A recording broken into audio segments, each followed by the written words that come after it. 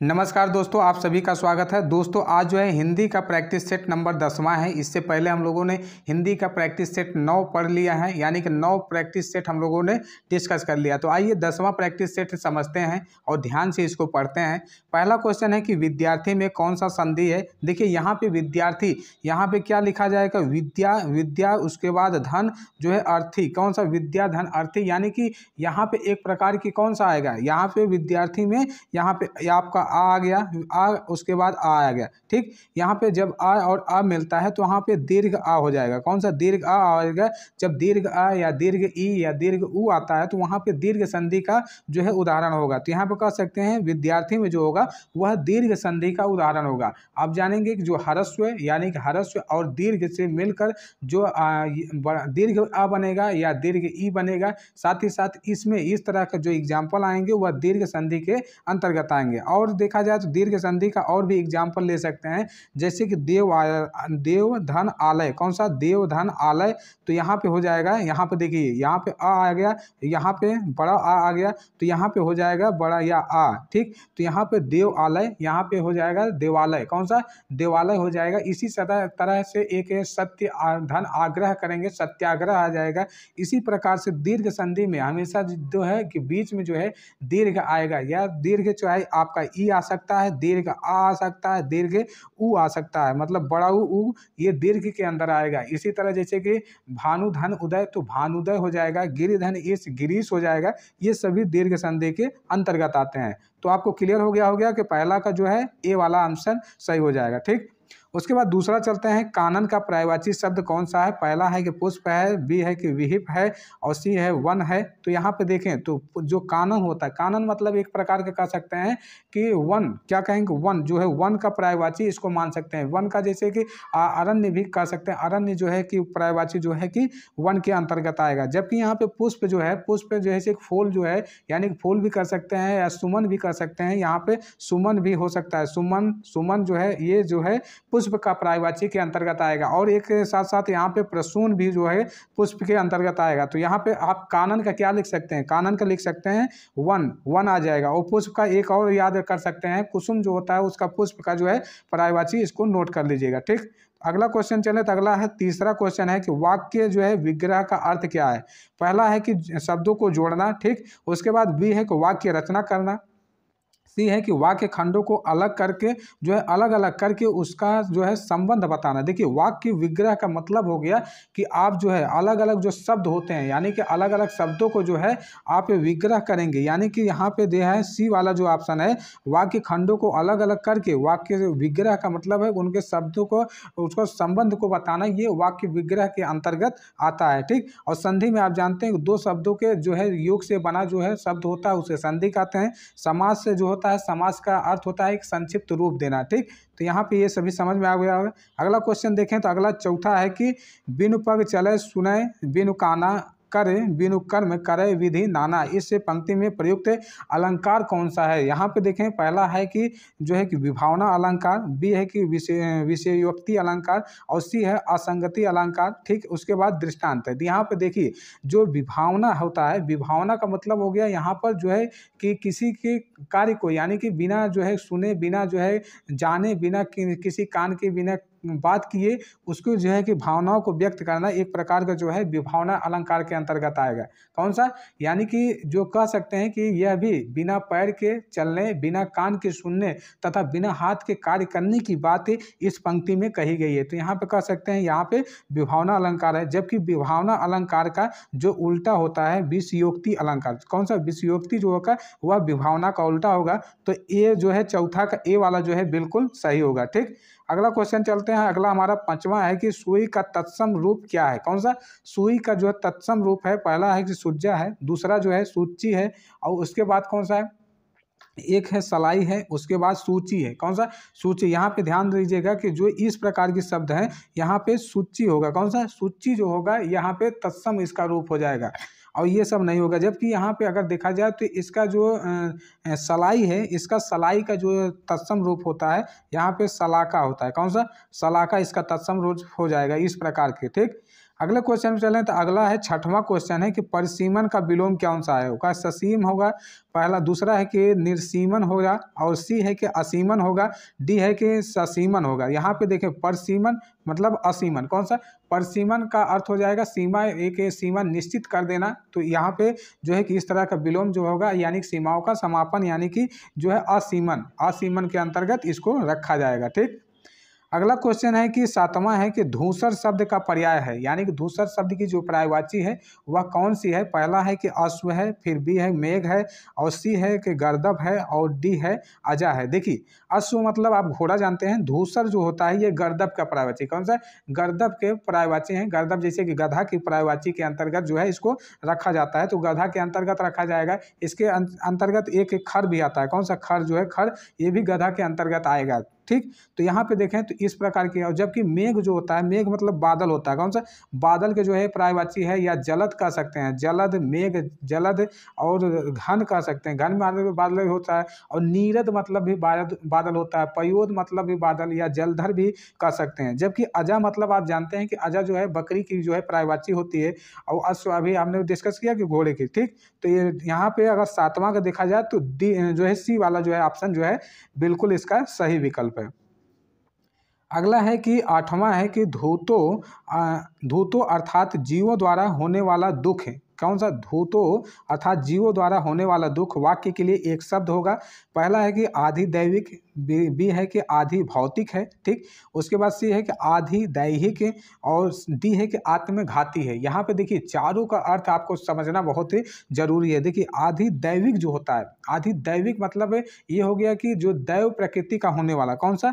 दैव प्रकृति का, दैव प्रकृति का ये होगा, दैव प्रकृति का, जिसे हम कहेंगे जो कि आदि दैविक कहेंगे। ठीक। और जबकि आदि भौतिक जो होता है वो धूतो अर्थात जीवों द्वारा, धूतो अर्थात जीवों द्वारा दुख जो दुख होगा इस वाक्य के लिए होगा आदि भौतिक। जबकि आदि दैहिक जो होगा, आदि दैहिक, इसको ध्यान रखिएगा, आदि दैहिक जो होता है वह देह है, देह है, या कह सकते हैं शरीर, कौन सा? शरीर, देह या शरीर के अंतर्गत जो होने वाले दुख होंगे उसके लिए यह शब्द आदि दैहिक प्रयोग किया जाता है।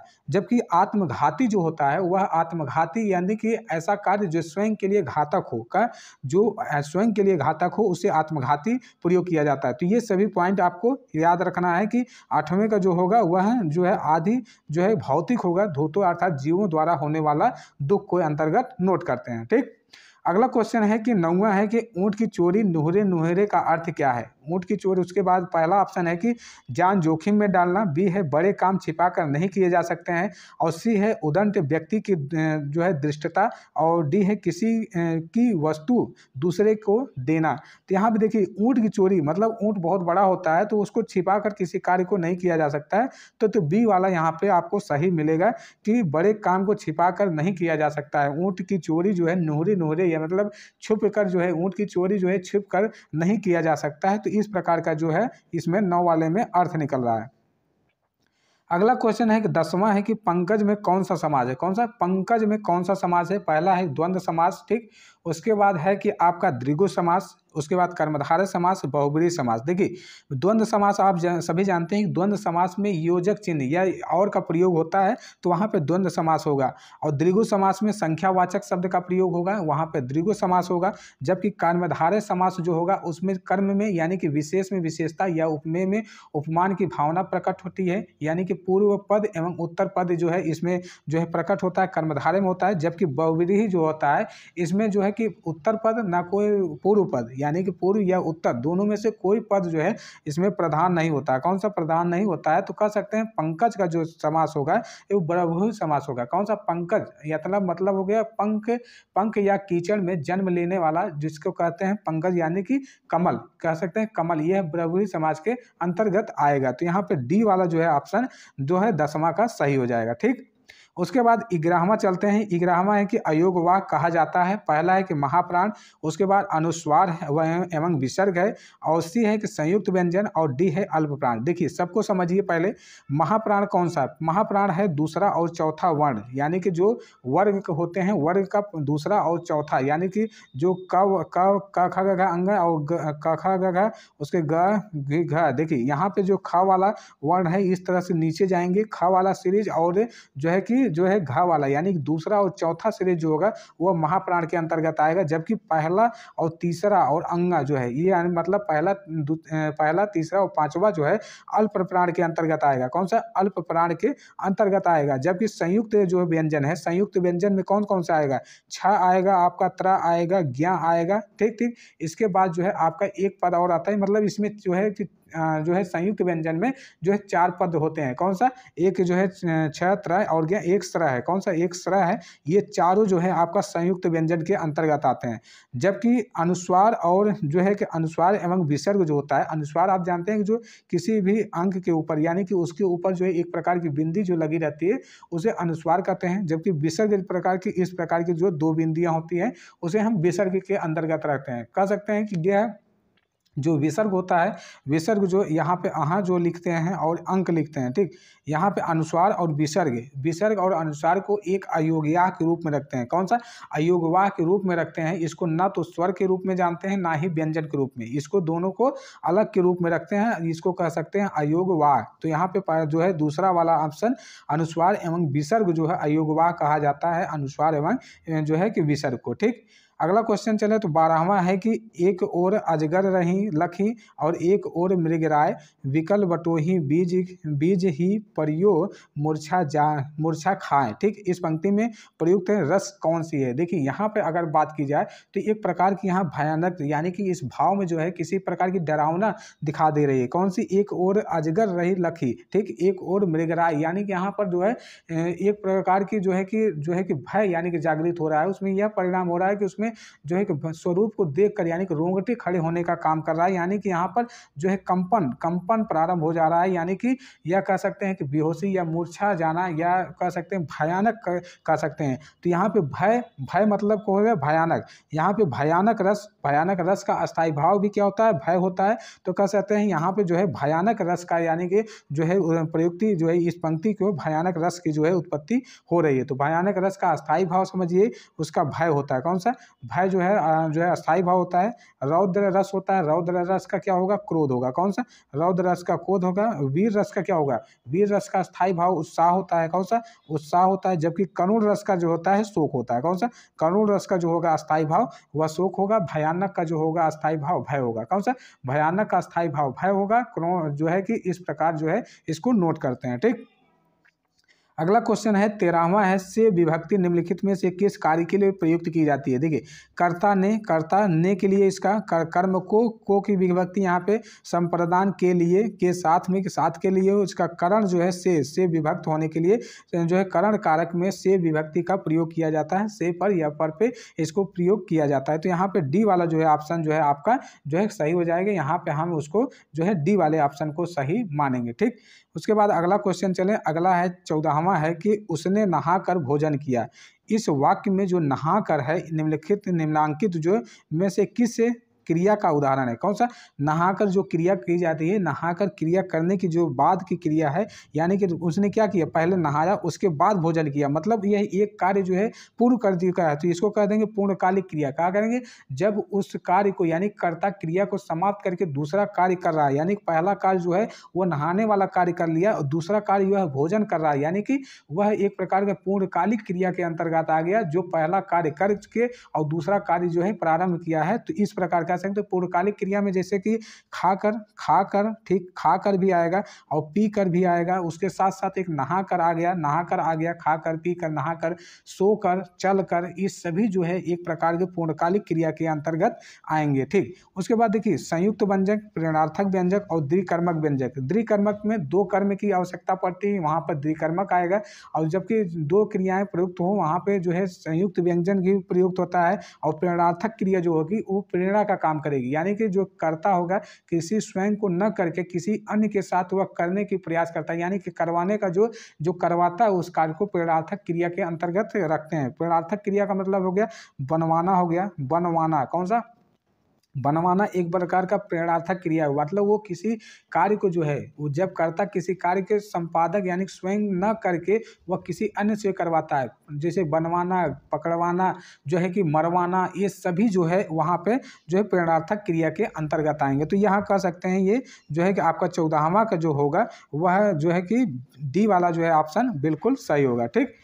अगला क्वेश्चन देखते हैं 15वां है कि निम्नलिखित में से वाचन शिक्षण की विधि नहीं है कौन सा। पहला है ध्वनि साम्य विधि, और बी है कि अनुध्वनि विधि, और सी है व्याख्यान विधि, और डी है समेतित जो है समवेत जो है पाठ विधि। यहाँ पे वाचन विधि की बात की गई है, नहीं है, तो यहाँ पे एक प्रकार की व्याख्यान विधि जो है वह नहीं होगा, क्योंकि व्याख्यान विधि जो होता है यह एक उच्च कक्षाओं में शिक्षण वाली जो विधि होती है, जब ध्वनि साम्य विधि के अंतर्गत ये सब नहीं आएंगे, और बाकी की ये सभी जो है वाचन शिक्षण के अंतर्गत आएंगे। ठीक, अगला क्वेश्चन है कि 16वां है कि निम्नलिखित में से अभिवृत्त्यात्मक जो है उद्देश्य हैं।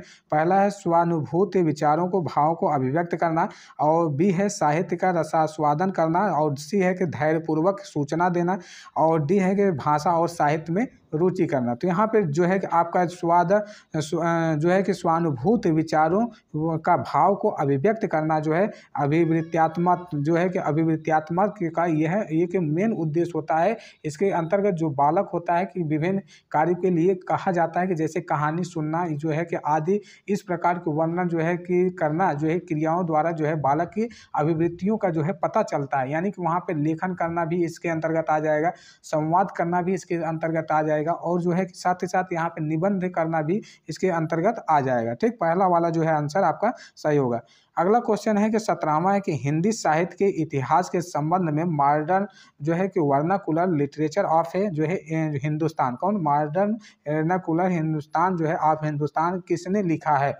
पहला है जॉर्ज अब्राहम गियर्सन है, बी है सुमित कुमार चटर्जी है, और सी है कि गार्सा द तासी है, और धीरेन्द्र वर्मा है, कौन, धीरेन्द्र वर्मा। ठीक, देखिए यहाँ पर जो है मॉडर्न वर्नाकुलर लिटरेचर ऑफ जो है इंडिया जो है हिंदुस्तान जो लिखा गया है वो जॉर्ज अब्राहम गियर्सन के द्वारा लिखा गया है। किसके, जॉर्ज अब्राहम गियर्सन के द्वारा लिखा गया है। इनकी जो है यह जो है कि पहली ग्रंथ थी, कौन सी, यह पहली ग्रंथ थी, यानी कि हिंदी साहित्य इतिहास की जो है कालखंडों में इन्होंने जो है गियर्सन ने अपनी जो है भक्तियों को विभाजित किया है। इन्होंने एक ग्रंथ इसको लिखा, साथ ही साथ इन्होंने एक और ग्रंथ लिखा जो हिंदी को स्वीकार जैसे कि 2 ग्रंथों को इन्होंने जो है शामिल किया था। अगला क्वेश्चन देखें तो अगला है 18वां क्वेश्चन है विरहनी बावरी सी भई ऊंची चढ़ी अपने भवन से टेरत हाय दई सिर अचला मुख असुमन पोछत उगते गात सही। ठीक, इसकी जो है कि किस पंक्ति से है, किसकी, यानी कि किसकी यह पंक्ति है उसको देखिए। पहला है कि सहजोई बाई, कौन, सहजोई बाई पहला है, उसके बाद जो है आपका मीराबाई है, मीराबाई के बाद है झीमा चारडी है, उसके बाद है आपका दया भाई, कौन है, दया भाई। तो यहाँ पे अगर देखा जाए तो यह एक प्रकार से मीराबाई की पंक्ति है जो इन्होंने क्या किया है कि यह एक प्रकार के जो है कि मीराबाई द्वारा रचित जो है धातव्य, और मीराबाई द्वारा यह कृष्ण भक्ति के लिए इन्होंने क्या किया था, कृष्ण भक्ति, किसमें, कृष्ण भक्ति के लिए यह एकमात्र कवित्री हैं जो है कि ये सांप्रदायिक निरपेक्ष में कवित्री की रचनाएं करती हैं। नीरा जो है कि ये मीराबाई जो है कि और भी जो कविताएं जो है लिखी हैं, जैसे कि जो गीत गोविंद, जैसे कि राग गोविंद, ये सभी जो है इनके द्वारा लिखी गई है। तो ये 18 का जो है बी वाला जो है बिल्कुल सही है। ठीक, उसके बाद है 19 है कि हिंदी का पहला पत्र कौन सा है। हिंदी का पहला पत्र, पहला के उदंत मार्तंड, और बी है कि इतिहास है, तिमिर है, नाशक है, सी है कि बनारस अखबार है, डी है हरिश्चंद्र मैगजीन है। देखिए हिंदी का जो पहला जो है कि जो पत्र है वह उदंत मार्तंड है। कौन सा, उदंत मार्तंड, यह जो है 30 मई को, 30 मई जो है मई 1826 में इसको जो है कलकत्ता से इसको संपादित किया गया था। यह एक प्रकार की जो है साप्ताहिक जो है पत्रिका थी। इसे जो है 30 मई जो है 1826 में जो है इसको संपादित किया गया था। कहाँ से, कलकत्ता से। ठीक, जबकि जो है कि बनारस जो पत्रिका है, बनारस पत्रिका का जो है कि बनारस पत्रिका जो है एक यह भी जो है कि पत्रिका है जो शिव प्रसाद सितारे के द्वारा जो है काशी से प्रकाशित की गई थी।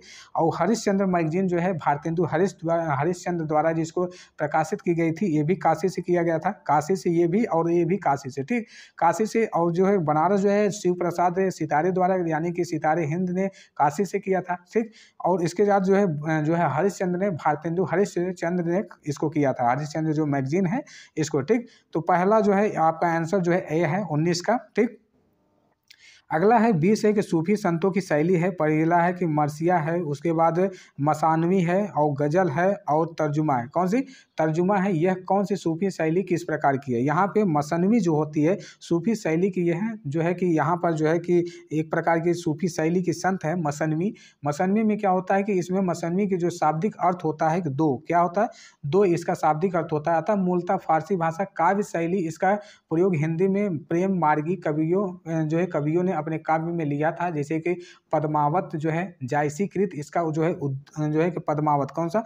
पद्मावत जो है इसका जो जायसीकृत है, इसका उत्तम जो है उदाहरण आप मान सकते हो। यहाँ पे बी वाला जो है ऑप्शन इसका सही माना जाएगा। 21वां क्वेश्चन है कि गुड़िया भीतर गुड़िया के रचनाकार कौन है? कृष्णा सोबती हैं, बी है कि मैत्री पुष्पा है और सी है कि प्रभा खेतान है और डी है उषा प्रियंगवादा है। ठीक, तो यहाँ पे देखिए गुड़िया भीतर गुड़िया जो है यह पुष्पा जो है मैत्री पुष्पा की है। किसकी?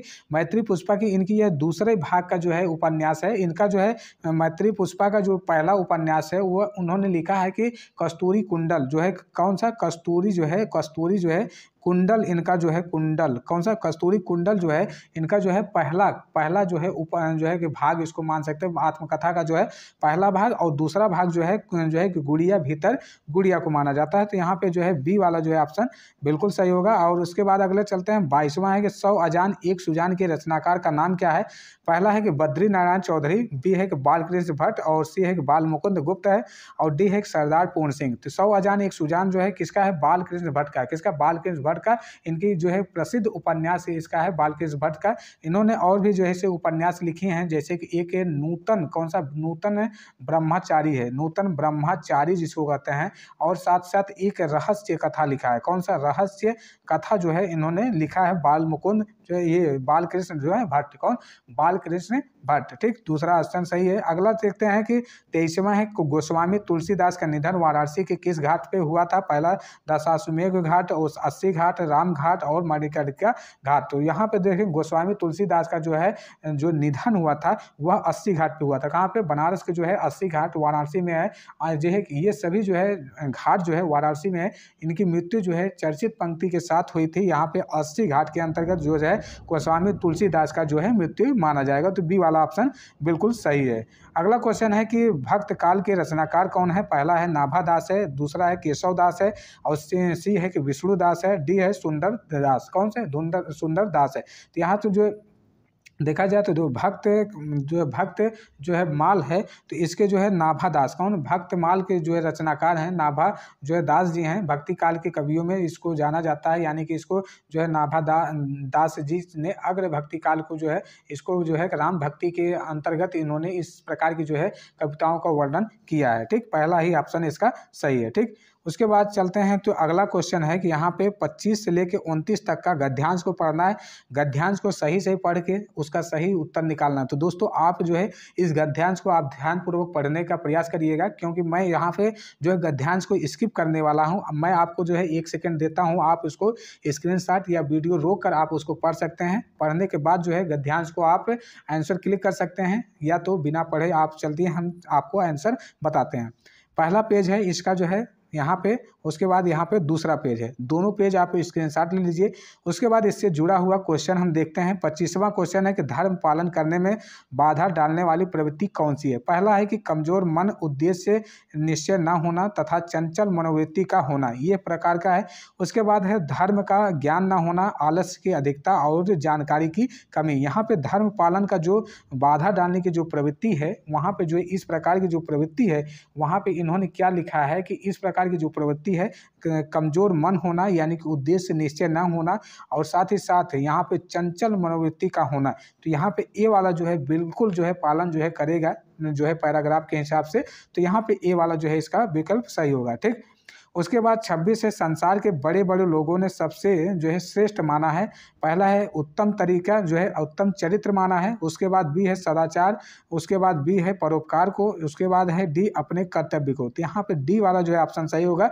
संसार के बड़े बड़े लोग जो हैं अपने श्रेष्ठ जो है अपने कर्तव्यों को जो है मानते हैं। ठीक, उसके बाद अगला है कि निर्बलता शब्द में उपसर्ग का प्रत्यय का सही जो है यहाँ पे देखिए उपसर्ग और प्रत्यय का जो है सही विकल्प कौन सा है निर्बलता में, कौन सा निर्बलता में, पहले देखिए निर्बलता में निर उपसर्ग लगेगा, कौन सा निर उपसर्ग लगेगा, जबकि ता जो है यहाँ पे एक प्रत्यय लगेगा, यहाँ पे निर्धन बल और उसके बाद ता निर्बलता, यहाँ पे उपसर्ग प्रत्यय दोनों एक साथ जो है इस्तेमाल हो गया। तो यहाँ पे इस प्रकार जो है निर्बलता में जो है आपका पहला वाला जो है आंसर आपका सही होगा, निर्धन बल धन ता। और निर्वे जो कि र जो होगा वो हलंत रा होगा, पूर्ण रा नहीं होगा, इसको आप हमेशा ध्यान रखिएगा। निर्धन बल धन ता यानी कि निर उपसर्ग यहाँ पे लगेगा और जो है प्रत्यय की बात की जाएगी तो वहाँ पे जो है ता लगेगा। आपको बता दें कि जो उपसर्ग होता है वह शब्द के आगे लगकर कोई सार्थक शब्द का निर्माण करते हैं, जबकि जो है जो प्रत्यय होता है वह शब्द के अंत में लगता है। उपसर्ग मतलब उस से मतलब आगे की तरफ